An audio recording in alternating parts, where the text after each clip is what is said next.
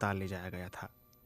भारत के Warren Buffett कहलाने वाले राकेश झुनझुनवाला की आकाशा एयरलाइंस के विमान ने इसी महीने पहली उड़ान भरी थी। झुनझुनवाला को उसी समय सार्वजनिक तौर पर देखा गया था। कुछ रिपोर्ट्स में ये भी बताया गया है कि पिछले कुछ समय से उनकी सेहत खराब चल रही थी। प्रधानमंत्री नरेंद्र मोदी ने राकेश झुनझुनवाला के निधन पर दुख जताया है। पीएम मोदी ने ट्वीट करते हुए लिखा है कि राकेश झुनझुनवाला जिंदा दिल, मजाकिया और पैनी नज़र वाले शख्स थे।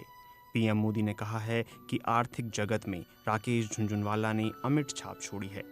पीएम मोदी ने उनके निधन को दुखद बताते हुए परिवार के प्रति संवेदना जाहिर की है। बीते साल प्रधानमंत्री नरेंद्र मोदी के साथ राकेश झुनझुनवाला की मुलाकात की तस्वीर भी सोशल मीडिया पर खूब वायरल हुई थी। आइए जानते हैं राकेश झुनझुनवाला की पूरी कहानी क्या है। 5 जुलाई 1960 को जन्मे झुनझुनवाला मुंबई में पले बड़े। उनके पिता एक आयकर अधिकारी थे। स्टॉक मार्केट में निवेश करने के प्रति उनका रुझान किशोरावस्था में ही शुरू हो गया था। कहा जाता है कि उनके पिता उन्हें इस बात पर ध्यान देने के लिए कहते थे कि कैसे दिन भर की खबरों का असर शेयर बाजार पर पड़ता है। सिडनहैम कॉलेज में पढ़ाई करते वक्त ही झुनझुनवाला ने 1985 से शेयर बाजार में पैसा लगाना शुरू कर दिया था।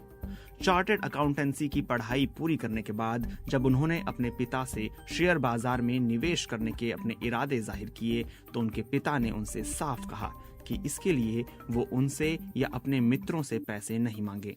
बताया जाता है कि राकेश झुनझुनवाला ने केवल 5,000 रुपए की छोटी सी पूंजी से शेयर बाजार में निवेश करना शुरू किया और फोर्ब्स के मुताबिक आज उनकी कुल संपत्ति 6 अरब डॉलर यानी करीब 45,328 करोड़ रुपए हो गई है।